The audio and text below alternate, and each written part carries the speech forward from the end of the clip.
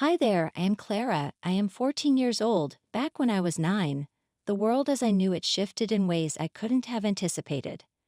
My mom had left us too soon, leaving a gaping hole in our lives that Dad and I tried to patch up in our clumsy, grief-stricken ways.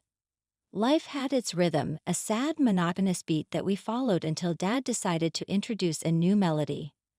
Her name was Linda. One evening, Dad sat me down at the kitchen table, his hands fidgeting with the coffee mug Mom used to love.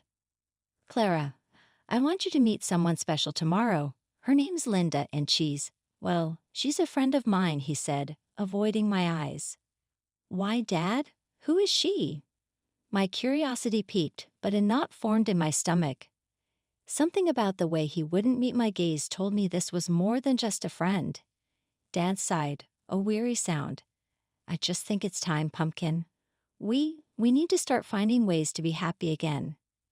The next day, Linda stepped into our home, her presence filling the space with an unfamiliar energy. She was all smiles and sweetness, extending a hand adorned with shiny rings. Hello, Clara. I've heard so much about you, she said, her voice syrupy sweet. I shook her hand, feeling the coldness of her touch. Hi, I muttered, eyeing her warily as Dad showed her around. I trailed behind, watching as her gaze swept over our living room, landing on the family photos, particularly the ones of Mom. Her smile faltered, replaced by a fleeting look of disdain. I saw it, even if Dad didn't. Months flew by, and before I knew it, Linda had transitioned from Dad's friend to Dad's wife. Her real colors began to show, not in bold, overt strokes, but in subtle shades of manipulation and pretense. One night at dinner, Dad brought up the subject of my outgrown wardrobe. Clara's been growing like a weed. We need to get her some new clothes for school, he mentioned casually. Linda jumped at the opportunity. Oh, let me handle that. I love shopping, and I'll make sure Clara gets the best, she offered, her tone dripping with faint enthusiasm. A week later, Linda unveiled her shopping spree results with a flourish. The clothes were laughable, everything several sizes too big. Look at this, darling. I got everything on sale and she'll grow into them. It's perfect. Linda exclaimed, holding up a dress that could double as a tent. Dad beamed at her, proud and grateful. I tried to protest, but Dad, they're too big. I'll look silly, I said, but Linda cut me off, her voice laced with a honey tone that bordered on patronizing. Oh, sweetie, it's better this way. Kids your age grow so fast. Plus, we're saving money for more important things. I felt my cheeks burn with humiliation. The next day at school was as bad as I feared. Hey, Scarecrow, where's the rest of the barn? The taunts rang out, each word a needle to my already bruised heart. I came home that day, my spirit as tattered as the oversized clothes I was drowning in. I tried to explain to Dad how the other kids were making fun of me, but Linda was always there, a step ahead, smoothing over the cracks with her sweet lies. Oh, Clara, I'm sure they're just jealous. You look lovely, and remember, we're being smart about our choices, she said, her hand resting falsely on mine. Dad nodded, agreeing with her. Linda's right, Pumpkin. It's all about being smart. After the whole clothes fiasco, things didn't get any better. Linda, my stepmom, was playing her role to the hilt, fooling everyone with her act of kindness. To the outside world, she was the epitome of a caring mother, but behind closed doors it was a whole different story. One evening while Dad was late at work, Linda decided to help me with my homework. Clara, let's get this math done, shall we? She said, her voice dripping with fake sweetness. I wasn't keen on the idea, knowing well how her help usually turned out. I've got it, Linda, really, I replied, trying to keep my voice steady. Nonsense, she insisted, pulling a chair up beside me. As she leaned over to see my workbook, her criticisms began. Clara dear, this is all wrong. How have you not grasped this yet? It's simple arithmetic. Her words stung, more so because I knew my math was right. I double-checked it, Linda. It matches the examples in the textbook. I defended myself, my frustration growing. You must have misunderstood the textbook then. Here, let me show you the right way. She proceeded to correct my work, effectively making it all wrong. The next day, when my math teacher reviewed my homework, I got a lecture in front of the whole class about double-checking my work. Humiliated, I couldn't even explain that it wasn't my fault. That evening, I tried to tell Dad about it. "Dad, Linda messed up my math homework on purpose," I said, hoping he'd see reason. But Dad, tired from work, just sighed. "Clara, Linda's trying to help you. Maybe you're not seeing her efforts." Then came the parent-teacher conference. Linda insisted on going with Dad, declaring, "I want to be involved in Clara's education," playing the devoted stepmother perfectly. At the conference, Linda was all charm, laughing and chatting with my teachers. "We're so grateful for all your hard work with Clara. We know she can be a challenge, but we're all in this together," she said, laying it on thick. The worst part was the way Linda volunteered for every school event, painting herself as the martyr, taking on the burden of a stepchild with grace and love. "It's the least I can do for poor Clara," she'd tell other parents, her voice laced with faint concern. "After all, she's been through so much with her mother's passing, and they bought it hook, line, and sinker." Linda was the saint, and I was just the troubled kid, ungrateful for the love and care she showered on me. One evening, I decided I couldn't stomach another dinner, acting like everything was okay. Linda had made some casserole, the kind she knew I didn't like, yet insisted I eat because it was her specialty. "Clara, can you set the table, please?" Dad asked as he walked into the kitchen, oblivious to the tension. "I don't see why I should let Linda do it," I retorted, my voice sharper than I intended. Linda, feigning surprise and hurt, clasped her hands together. "Oh, I just thought you'd like to help out, Clara. I made your favorite." I snorted, unable to contain my disdain. "Since when is anything you make my favorite?" Dad's face fell, a mix of disappointment and confusion. "Clara, that is no way to speak to Linda. She's trying to make my life miserable, more like," I muttered under my breath, but loud enough for both of them to hear. The dinner that followed was a disaster. Each bite of the casserole tasted like defeat, and Linda's attempts at conversation felt like she was taunting me. After a few minutes of pushing food around my plate, I stood up, my chair scraping loudly against the floor. "I'm not hungry," I announced, ready to escape the suffocating atmosphere. Before I could leave, Linda's voice stopped me. "Clara, your attitude lately has been very concerning. Maybe it's time we implement more structured discipline. Dad always played the peacemaker, saying we just want what's best for you." "What's best for me or for her?" I challenged, gesturing towards Linda. "Because it seems like you're only listening to her side of things." It ended with me being grounded, confined to my room with only my thoughts and a growing resentment. Life with Linda turned every day into a battlefield, but the war escalated quickly after my open defiance at dinner. Every little slip-up, every minor mistake was suddenly evidence of my rebellious nature or bad character. Linda had a knack for twisting things, making it seem like I was always at fault, and Dad just went along with it. One afternoon, after spilling a glass of juice in the kitchen, a simple accident that could happen to anyone, I braced myself for the inevitable. Linda swooped in like a hawk, her eyes glinting with an almost gleeful condemnation. "Look at this mess, Clara. This is exactly what I'm talking about, carelessness. It's just like your mother." Linda's voice trailed off, but the implication hung heavy in the air. I felt my face flush with anger. "Don't you dare talk about my mom. You're nothing like her." Dad, hearing the commotion, rushed in, his expression weary. "What's all this?" "Clara, apologized to Linda. It was just an accident." "I will not," I shot back, my voice rising. "She's always blaming me, saying I'm careless, saying I'm bad, just like Mom was. But she's wrong." Dad's face hardened, a rare sight. "Clara, that's enough.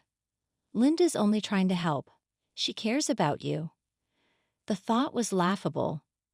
I turned to Dad, my voice cracking with emotion. "How can you say that? She's always on my case, pretending to be the perfect wife and stepmom in front of you." "But she's not, and you never listen to me." Later, when the house was quiet and I had time to think, I realized the toll it was taking on me. My confidence, my sense of self, it was all eroding under Linda's relentless criticism. It wasn't just about fighting back anymore. It was about preserving who I was, who my mom had hoped I'd be. Life at home had settled into a tense routine. I was getting better at dodging Linda's barbs, keeping my head down to avoid confrontation.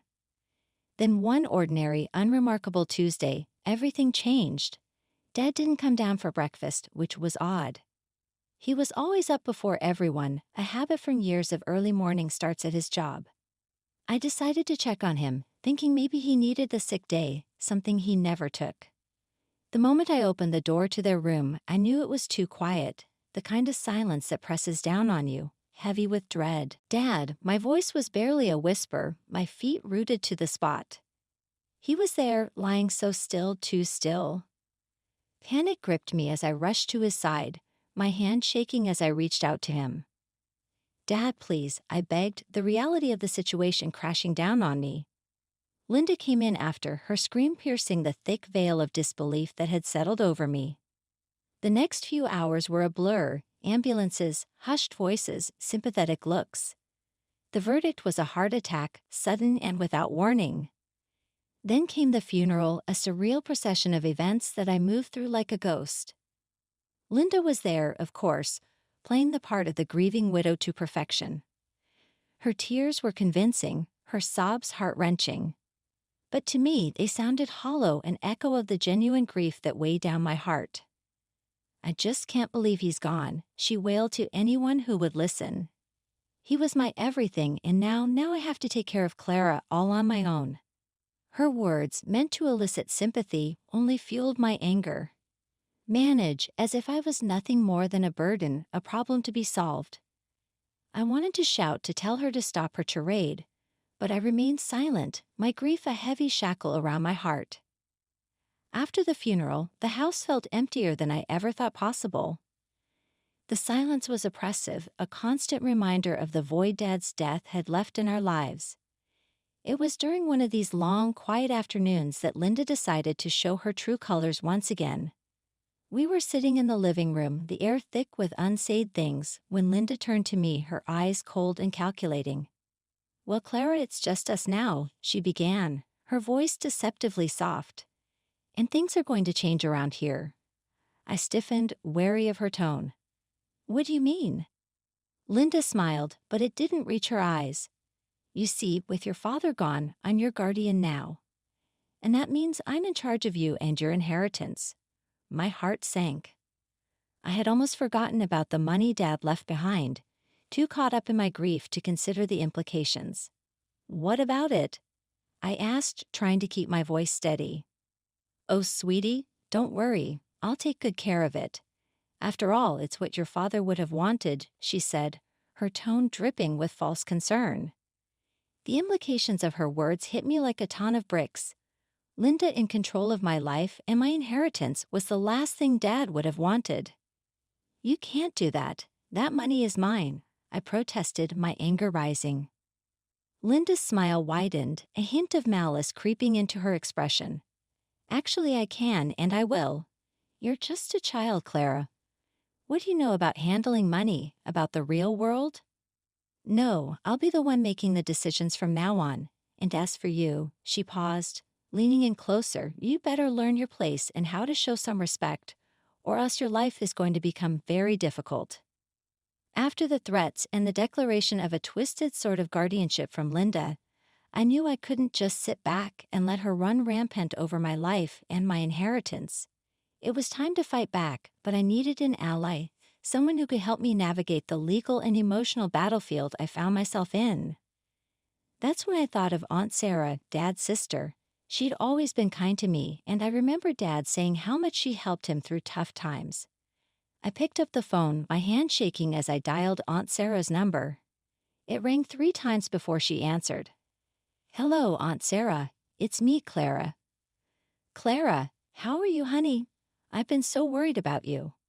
"I'm not good, Aunt Sarah. I need your help. It's Linda." The words tumbled out in a rush, all my fears, my frustrations, and Linda's threats pouring out into the open. Aunt Sarah was silent for a moment, and when she spoke again, her voice was firm, determined. "I had my suspicions about her, Clara. Your dad was blinded by grief. Tell me everything and we'll figure out a plan.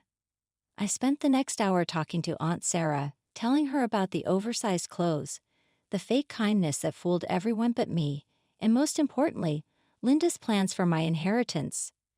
By the time we hung up, a seed of hope had been planted. Aunt Sarah promised she'd look into how she could become my legal guardian and protect me from Linda's grasp. The next morning, Aunt Sarah arrived, her presence in the house like a beacon of hope. Linda eyed her warily, sensing a shift in the balance of power, but not yet understanding its source. Aunt Sarah wasted no time. "Linda, we need to talk. It's about Clara." Linda folded her arms, a fake smile plastered on her face. "What about her?" "It's simple. You're not suited to be her guardian. I'm taking legal steps to assume guardianship of Clara." Linda's smile faltered, her eyes narrowing. "You can't do that. I'm her stepmother. I have rights." I finally spoke up, my voice stronger than I felt. "I want to live with Aunt Sarah. I don't want to be here with you anymore, Linda."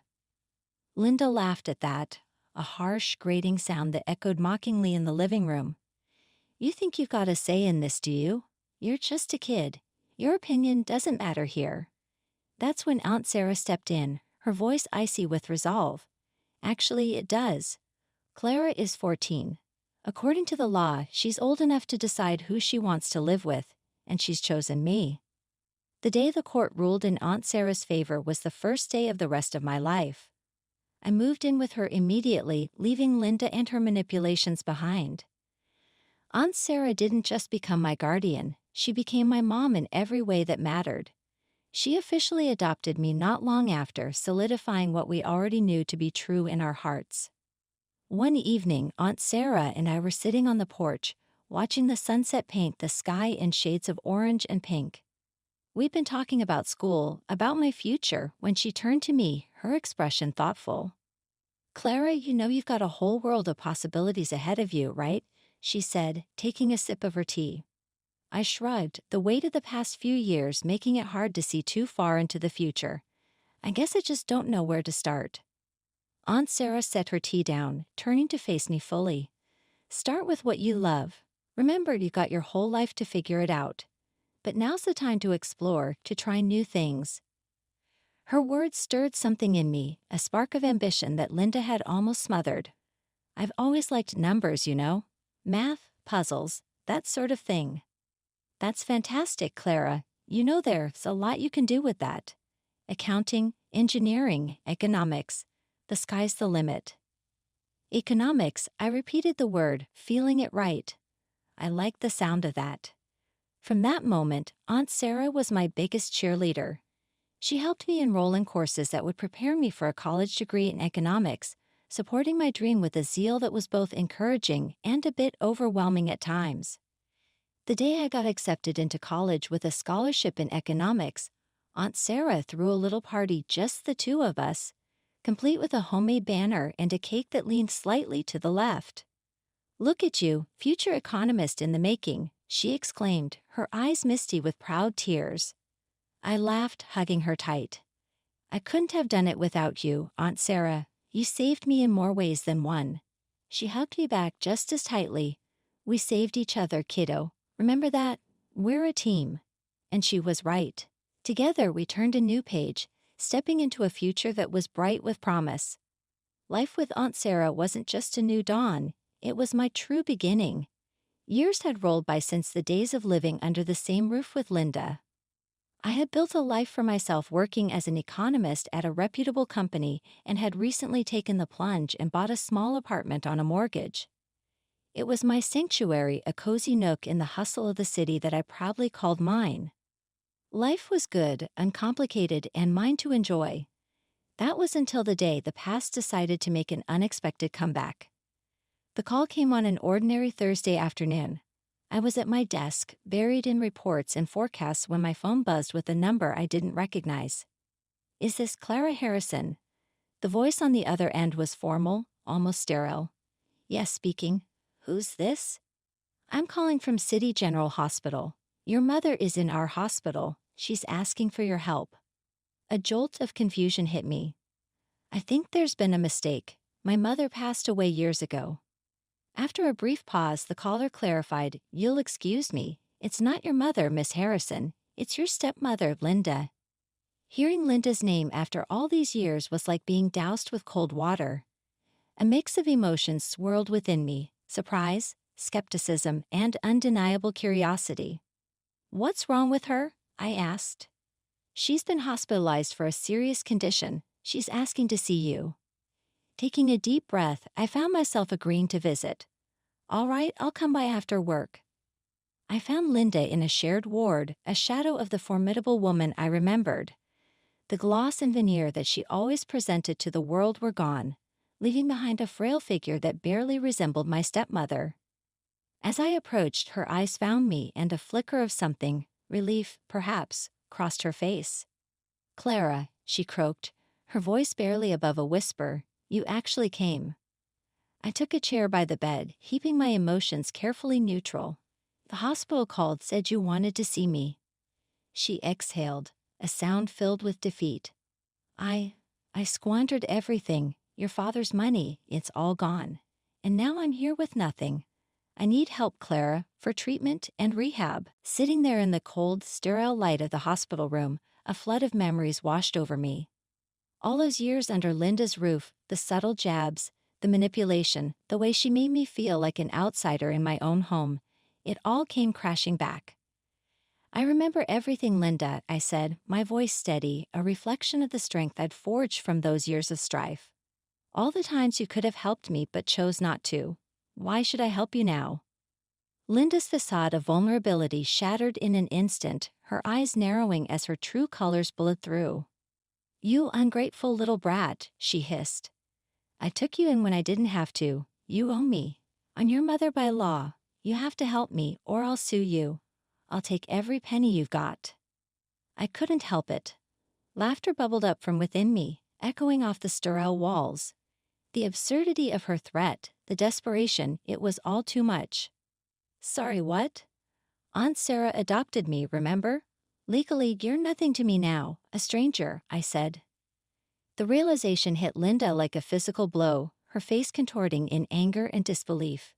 She launched into a tirade, a mix of threats and pleading, but her words no longer held any power over me. I looked at her, really looked at her, and saw nothing but a sad, broken figure clinging to delusions of entitlement. "I'm not your daughter, Linda, not by blood and certainly not by law. You made sure of that a long time ago," I said, turning on my heel and leaving the room, her shouts of rage and despair fading with each step I took. Outside, the world seemed brighter, the air fresher. I took a deep breath, savoring the freedom, the closure. Linda was my past, a chapter finally closed, and I was the author of my future, writing my story one step at a time.